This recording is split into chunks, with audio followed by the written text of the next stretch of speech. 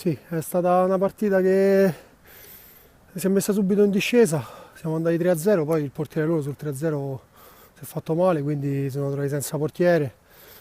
Poi insomma senza portiere a questo gioco non si può giocare secondo me. E poi sul 5-0 si è fatto male anche un altro ragazzo, sono rimasti in 7. Non c'è mai stata partita, poi chiaramente la loro defezione è stata una partita un po' strana, ecco, neanche troppo divertente diciamo.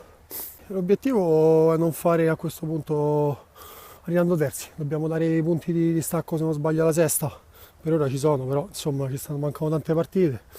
Poi sì, sopra possono sbagliare, come possiamo sbagliare noi, poi che sono gli scontri diretti, ce la giochiamo come abbiamo sempre fatto, noi tiriamo dritti e poi vediamo a fine anno tiriamo le somme.